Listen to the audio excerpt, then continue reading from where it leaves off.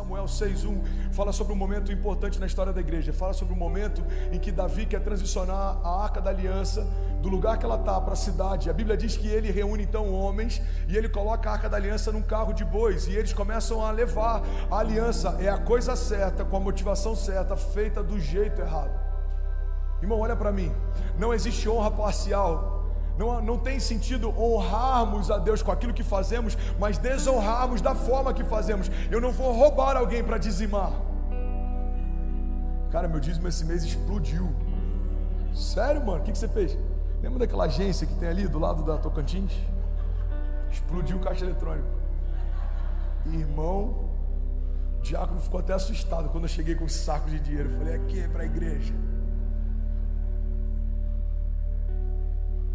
Não tem a ver só com o que eu faço, tem a ver com como eu faço.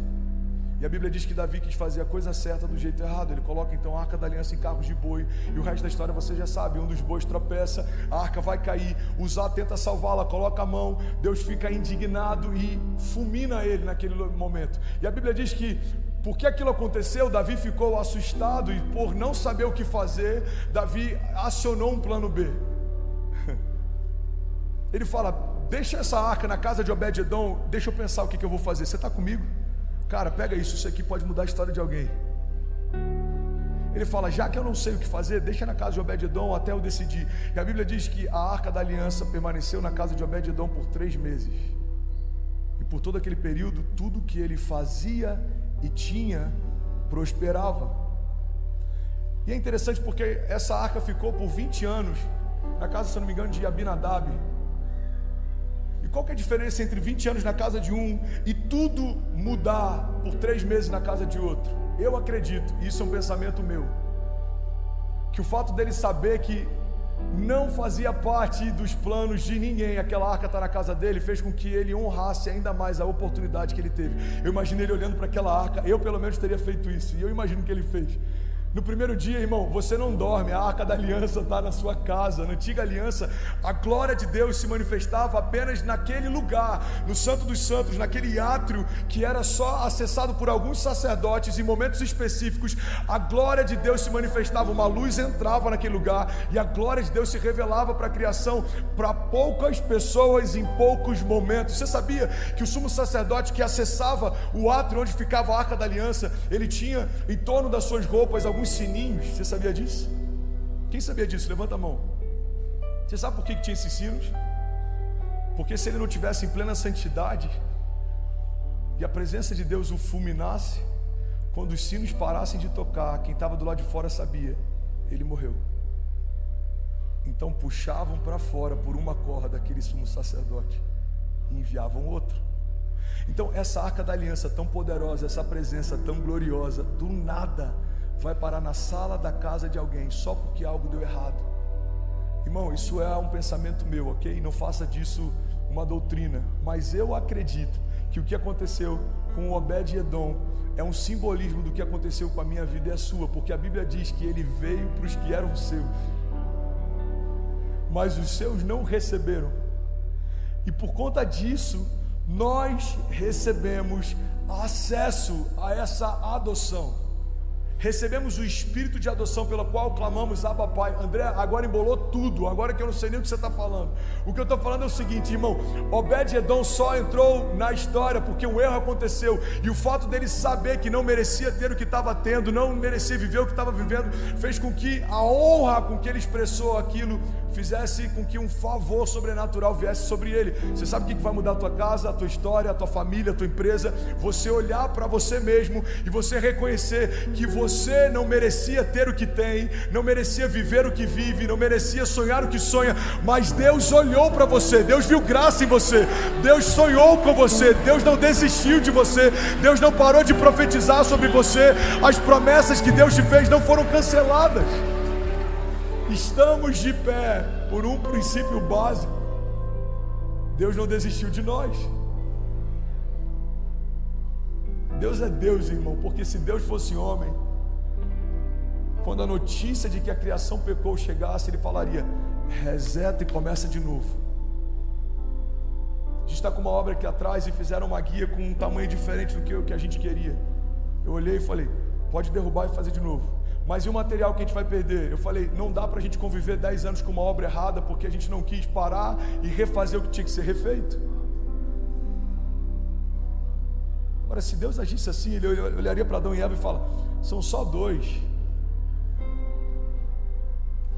Faz de novo. Deus não abortou a criação no princípio, porque todo o restante da criação já estava desenhada a partir do princípio. Você já havia se relacionado com Ele, Ele já te chamava pelo nome. Você não foi gerado quando a sua mãe recebeu a notícia de que estava grávida. Deus já tinha palavras a teu respeito antes do ventre da sua mãe ser gerado, antes do ventre da sua avó ser gerado. Deus é um Deus de geração em geração, e é por isso que promessas que Deus já fez para os nossos netos vão se cumprir, mesmo antes de nós existirmos. Ele já falava a respeito deles. Deus é um Deus de gerações.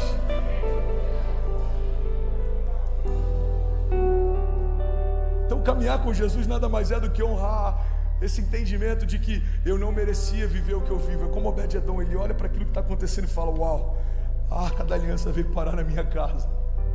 Olha o que a Bíblia diz, eu vou correr aqui, 2 Samuel 6, lá no final, diz assim, a Arca do Senhor ficou na casa dele por 3 meses, e o Senhor o abençoou, e a toda a sua família. E disseram ao rei Davi, o Senhor tem abençoado a família de Obed-Edom e tudo o que ele possui. Irmão, você sabia no original qual é o significado de tudo? Você vai lá para o original, na etimologia da palavra, sabe o que significa tudo? Fala comigo. Tudo significa tudo. Olha que revelamento revelado.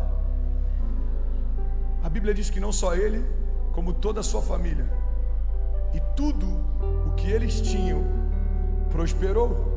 Então Davi, e ainda tem um termo que eu acho incrível, tem um momento, tem uma chave que eu acho poderosa. Alguém está comigo? Diga amém. Diz, e tudo o que ele possui por causa da Arca de Deus. Sempre tem um porquê da sua prosperidade. Sempre tem um porquê dos dons que Deus te deu. Sempre tem um porquê daquilo que Ele te confiou. Sempre tem um porquê dos sonhos grandes que Ele te deu. Você acha que você sonha grande à toa? Você acha que você é bom em comunicação à toa? Você acha que você tem um dom de fazer recursos e riquezas à toa? Você acha que tem alguma habilidade sobrenatural à toa? Tudo que Deus te deu é por causa dele. Existe um propósito em tudo que foi confiado a você. E quando você honra aquilo que Deus te deu, Deus te honra com aquilo que Ele tem para você. Alguém está comigo? Diga amém. Eu juro que eu preciso terminar. Eu acho que a gente vai ter que terminar em outro culto aqui.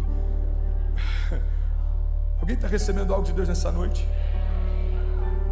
O seu posicionamento diante de Deus determina a história que Deus vai escrever a seu respeito diante dos homens.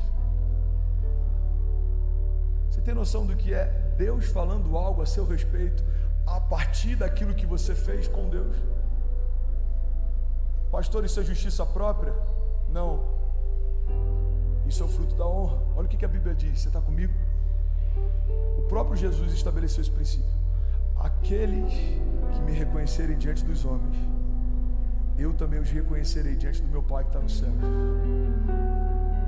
O próprio Jesus está dizendo, aqueles que me honrarem diante dos homens, eu também os honrarei diante do meu Pai que está nos céus. Aqueles que me confessarem diante dos homens, eu também os confessarei diante do meu Pai que está nos céus.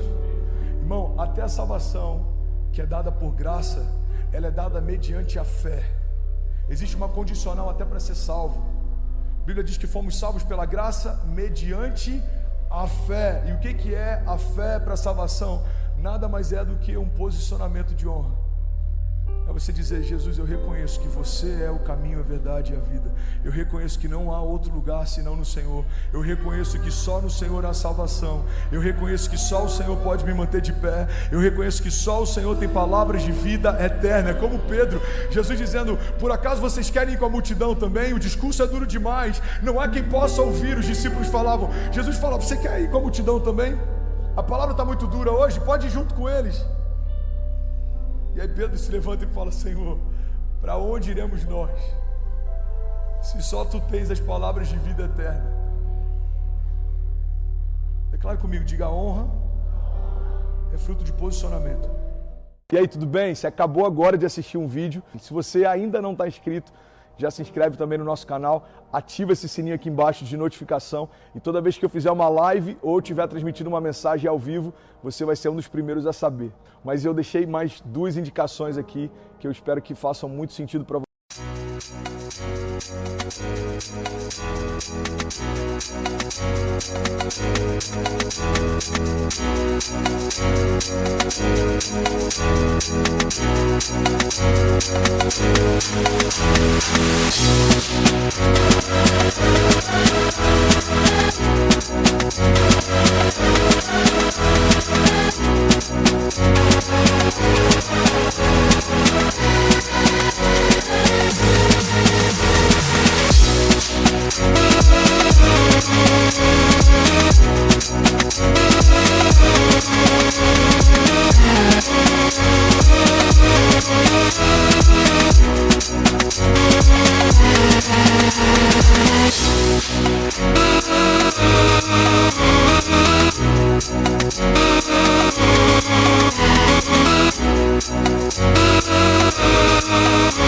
Você, então já aproveita e clica para assistir a próxima mensagem, beleza? Seja bem-vindo ao time de incendiários e eu espero de verdade que essas mensagens mudem a sua vida como elas têm mudado a minha também. Até a próxima.